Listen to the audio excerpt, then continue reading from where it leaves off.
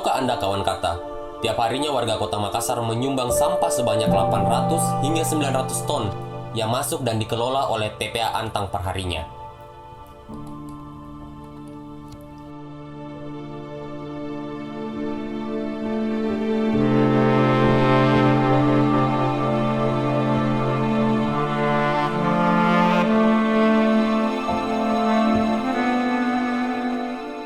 Saya akan mengajak kawan kata untuk bisa melihat lagi lebih dekat tentang bagaimana sampah di kota Makassar ini berakhir dan manusia-manusia yang memanfaatkan sampah ini sebagai sumber penghasilan mereka.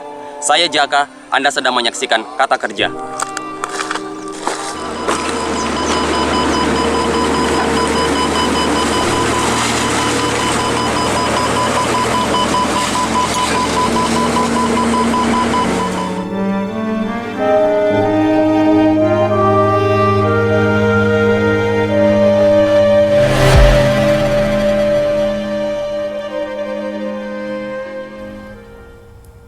Sampah telah menjadi permasalahan klasik di berbagai kota metropolitan, khususnya sampah plastik. Acap kali sampah dijadikan alasan utama hadirnya banjir di saat musim penghujan.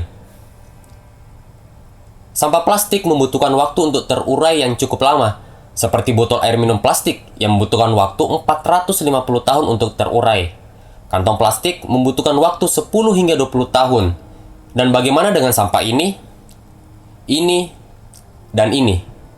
Berapa tahunkah sampah ini dapat terurai?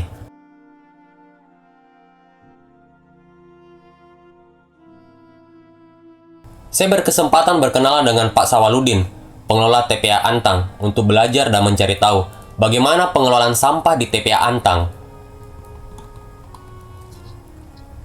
Berarti sebenarnya butuh kesadarannya masyarakat juga untuk mempermudah ya sampah plastik dikasih kumpul sendiri. Seharusnya ini sebenarnya kalau mau tidak terlalu melimpah di sini sebenarnya dari hulu kita ya, artinya residu saya kita terima di sini tuh ya residu.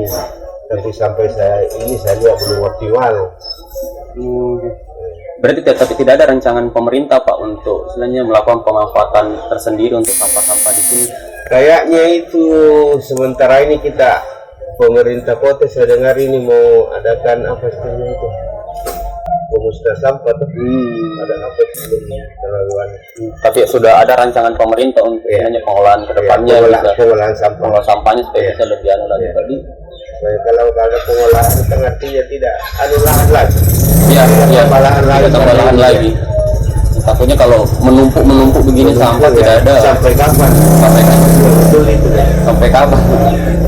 Padahal bisa memberikan manfaat yang lain sampah-sampahnya tadi. Tapi andai kan ada di sini artinya pengolahan bisa kira kasihan juga sebenarnya penghuni. Iya. Memutus mata rantai. Iya, karena saya kira kalau ada pengolahan dari mobil langsung turun ke pengolahan tuh, ya untuk mengira saya kira susah. Berarti sebenarnya dibutuhkan istilahnya pengembangan teknologi atau apapun yang juga tetap mempertahankan orang-orang yang seperti ini masih memanfaatkan Pak supaya sama-sama diuntungkan Pak. Karena sama-sama kita mau makan. Betul sama-sama. Pengumpul sampah tetap hidup, tetap jalan. Pemerintah juga terbantu sama untuk permasalahan proses sampahnya. Dan cukup membantu sebenarnya pemulung-pemulung ini. Iya. Kalau kita hitung-hitung ini di atas 5 ton per hari keluar ini. Hasil pilahannya orang pemulung. Dan kalau tidak ada bantuan di mereka, wow. Aduh. Sampah Antang betul-betul jadi kota sampah full di mana-mana.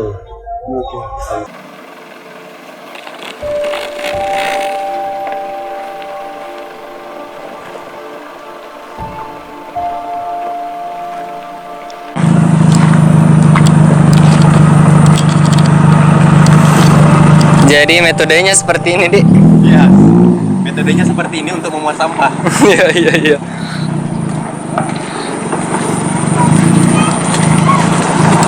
Sampah dari mana?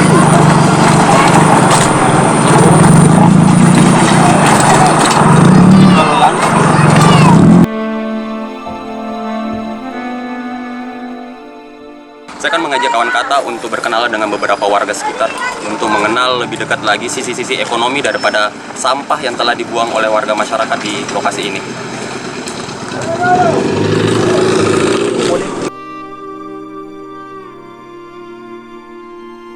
Biasanya dari jam berapa Ibu? Sudah ada di sini? Biasa dengan Jam 6 pagi. setengah tujuh. Malam. Iya. Bisa selalu ada juga air malam. Lalu tahu di sini. Biasanya sampah-sampah model bagaimana yang bisa untuk ada nilai ekonominya Pak yang bisa dijual? Yang semua macam plastik, sampah kering, botol-botol. Iya, sama sampah kering ya. Itu semua bisa jadi perekonomian. Berarti Foto pakai perharinya berapa nih? Ya, Perharinya biasanya rasa penghasilan paling tinggi itu 35.000. Baru makannya 50. Baru makannya 50.000. Ini minus 15 Pak. Tidak cukup juga. Kalau tidak ambil kuah kredit, ya tidak cukup. Tidak cukup nih Pak ini untuk anunya. Tidak cukup ya. Iya, iya. Dan memang sampah-sampah yang model-model plastik, besi-besi itu yang bisa Pak. Caranya apa nih? Begini Mana tidak ada yang pengelola langsung. Ada 5.000. Kecuali ada yang langsung yang kelola itu bisa pamer makanya. Berarti yang dikatanya dari susahnya kalau Maksimal itu 50-an, cuma yang dia bisa peroleh dalam satu hari cuma paling tinggi 35.000. 35.000. Yang paling tinggi itu dia perolehkan dalam satu hari. Tapi kan kendalanya sampah yang masuk ini sudah bercampur dengan sampah-sampah Basah. sampah-sampah basah. Jadi itu yang Kalian juga banyak sampah material. Itu yang bikin repot. berarti bagusnya sebenarnya dari masyarakat itu kalau bisa ada nunya Kecuali dibantu. sampah kering ya. Dipisahkan sama sampah basah. Sekarang sampah basah dengan kering campuran. Sampah material saja. Cara simpel untuk membantu teman-teman pengumpul adalah membagi daripada sampah-sampah itu sampah plastik, sampah plastik sendiri. Nah, kalau tidak ada pengumpul seperti ini, bisa dibayangkan oleh kawan kata berapa banyak sampah yang akan setiap harinya bertambah di TPA Antang dan tidak terurai. Apalagi sampah plastik itu agak sulit untuk terurai. Dia membutuhkan waktu hingga bertahun-tahun, hingga beratus-ratus tahun supaya bisa terurai. Jadi pengharapannya bahwa kawan kata bisa membantu teman-teman yang melakukan aktivitas pengumpulan seperti ini, karena seperti teman-teman sadari bahwa penghasilan mereka itu maksimal 50.000 per hari. Dengan adanya bantuan bahwa bisa memisahkan antara sampah plastik dengan sampah-sampah limbah-limbah rumah tangga, itu akan memudahkan teman-teman di sini untuk melakukan aktivitasnya.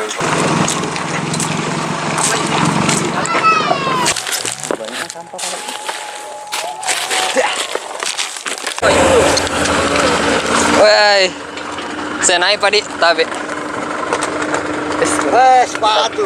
Wah, Saya ini beli sepatu baru ini. wah, aja pak ini jadi dicuci sekali lagi. Iya, Oke. iya ambil gambar Pak.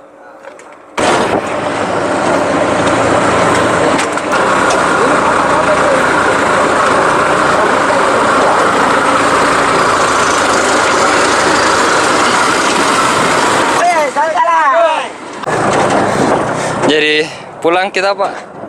Kita pulang, kita kembali meriset bahwa sampah ini bisa menjadi problem yang serius ketika memang tidak ditangani dengan secara maksimal. Tapi kemarin-kemarin kan kami sempat dengar ada solusi yang menarik yang ditawarkan oleh anak-anak muda Makassar. Bagaimana solusinya? Dibutuhkan inovasi terbaru dalam pengelolaan sampah, yang bisa saja sampah tersebut memiliki nilai ketimbang hanya bertumpuk di satu tempat pembuangan sampah terakhir. Salah satunya dengan cara memanfaatkan media digital, seperti mall sampah. Adi Saifullah Putra, anak muda Sulawesi yang memiliki pandangan yang berbeda, menggagas konsep dalam hal tata kelola sampah dengan memanfaatkan teknologi, melahirkan mall sampah, sebuah aplikasi yang menghubungkan antara warga kota, sampah, dan pengepul. Mall sampah itu sebenarnya siapa? Karena banyak orang-orang yang tidak tahu itu mall sampah itu apa. Oke. Jadi mall sampah itu recycling app, jadi aplikasi daur ulang, platform untuk daur ulang sampah. Jadi kita menggunakan pendekatan teknologi untuk memberdayakan pengepul dan pemulung lokal. Itu Konsep awalnya. iya konsep awalnya, tujuan besarnya sebenarnya. Karena kunci dari rantai daur ulang di Indonesia itu kan pengepul dan pemulung. Yes. Ya, sebagai sektor informal, sektor tradisional yang sejak puluhan tahun yang lalu sudah eksis. Nah, tapi sebagai kunci dari rantai daur ulang di Indonesia, mereka itu tidak memiliki ekosistem yang baik untuk tumbuh. Mereka bekerja di sektor tradisional, informal, bahkan shadow industry.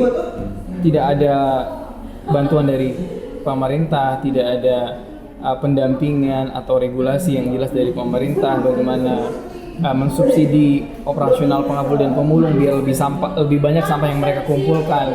Itu tidak jadi fokus pemerintah dulu sampai sekarang pun ya. Dan lucunya adalah banyak kalau tidaknya sampah yang dikumpulkan di masyarakat dan didaur ulang itu bergantung sama pengapul dan pemulung. Tetapi pengapul dan pemulungnya tidak diberdayakan dengan baik. Jadi apa sebenarnya langkah pemerintah untuk menyelesaikan masalah kalau kunci dari rantai daur ulangnya sendiri tidak diperbaiki dengan baik? Ini apa sih? Mau melucu atau apa? Bikin bank sampah, bikin apa? Bikin program yang macam-macam? Ya, enggak salah, itu baik semua ya. Yes. I mean, kunci dari rantai daur ulang itu pengapul dan pemulung.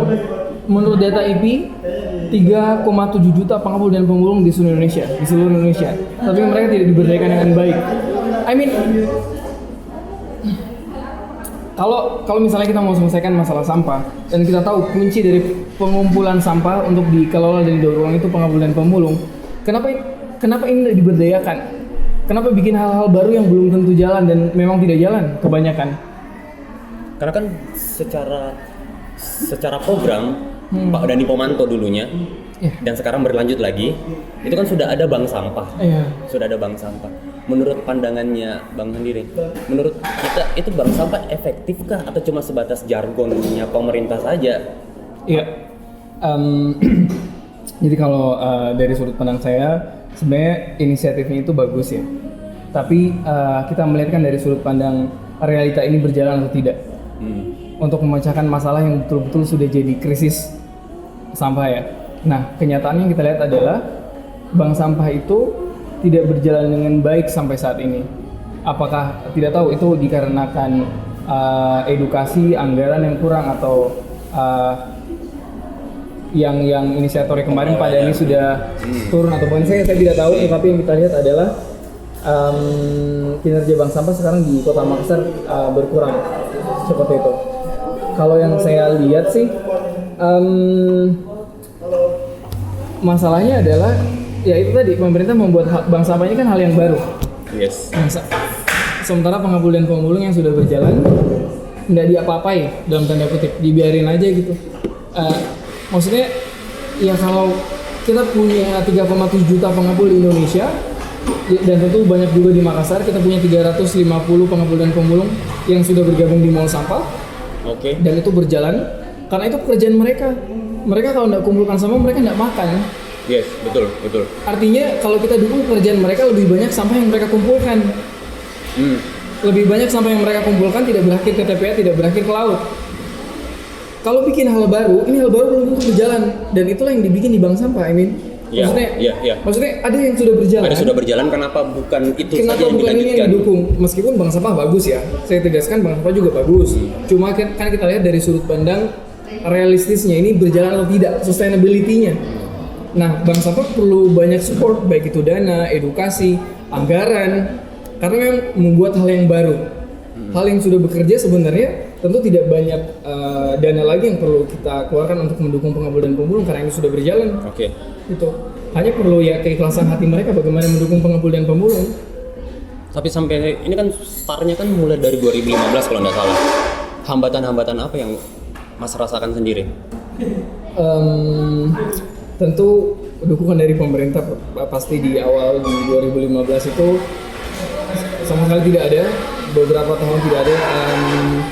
Kita baru cukup komunikasi dengan bagus ya dengan pemerintah itu di 2019 yang lalu. Kita tapi juga tidak berbentuk kerjasama strategis dalam bentuk MOU, itu belum, tapi kita ada rencana juga untuk kerjasama dengan pemerintah.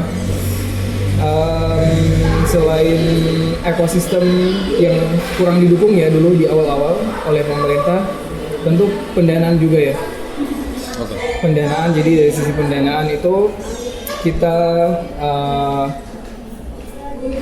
menggunakan dana sendiri menggunakan dana pribadi atau mencari alternatif dengan mengikuti kompetisi lomba, atau mencari investor. Kami juga ada investor dari Singapura tapi untungnya masih warga negara Indonesia. Jadi masih WNI ya. Jadi 100% saham kita masih dipunyai oleh WNI juga. Jadi ya secara nasionalis masih lah. Berarti mall sampah masih tetap karya anak Indonesia Bang? Banget, 100%.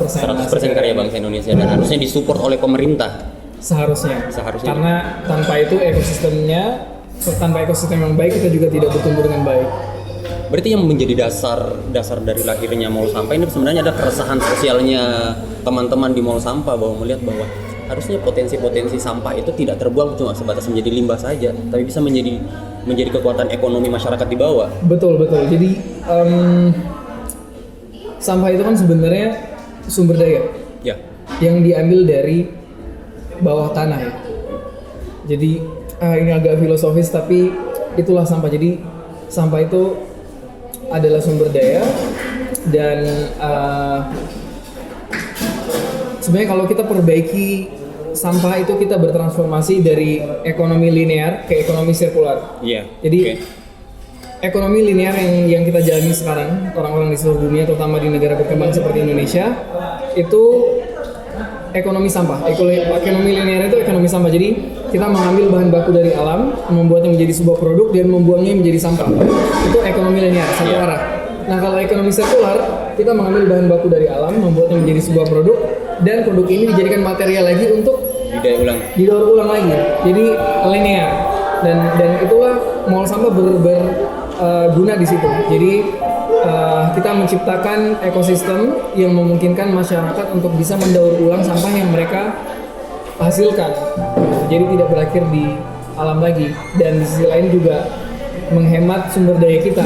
Jadi misalnya untuk membuat botol ini kita tidak perlu lagi mengambil minyak bumi dari dalam tanah, tetapi kita hanya mendaur ulang sampah yang dihasilkan oleh masyarakat. Jadi di sisi lain kita menjaga sampah untuk berakhir ke alam, di sisi lain juga itu menghemat stok dari bahan-bahan di bumi ini untuk dieksploitasi berlebihan. Itu manfaatnya ekonomi sirkular seperti itu. Dan itulah yang coba kita sediakan di mall sampah. Jadi di mall sampah itu fokus kita adalah bagaimana memberi akses, ini yang kami tekankan, memberi akses kepada masyarakat untuk mendaur ulang sampah dengan mudah. Jadi kalau masyarakat memiliki akses yang mudah untuk mendaur ulang, ya bisa jadi kita tidak lagi menghasilkan sampah.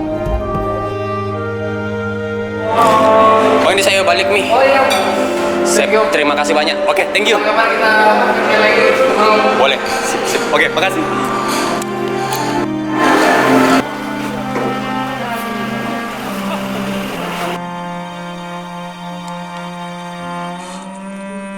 Luar biasa kawan kata, TPA Antang ini seperti gunung yang tinggi.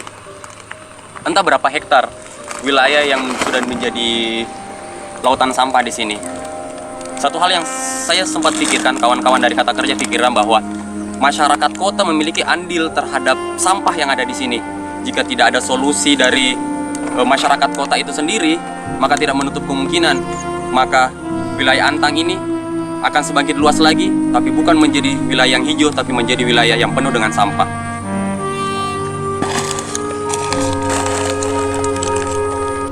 Mari bijak mengelola sampah, karena sampah bukan saja menjadi tanggung jawab pemerintah, tapi ini menjadi tanggung jawab kita bersama, demi satu hal, yaitu bumi yang lebih baik. Bagaimana menurut kawan Kata? Jadi kayak proses pengambilan pakai kampanye, lalu Turun di bawah situ ya, ambil itu yang pas kena gini tuh. bisa. Jadi kita sekarang.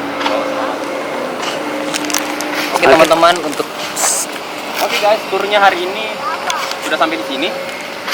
Maka kita akan mencari spot-spot yang menarik lainnya. Gimana kondisi sepatunya? ya fans autentik sudah begini Pak. Kalau ada yang bilang membuat konten itu mudah, Ya, tengoklah. ini susahnya menjadi konten. Karena itu kadang-kadang kami bilang, bantu like, share, dan subscribe Karena kami butuh dukungan kawan-kawan kata semua. Betul.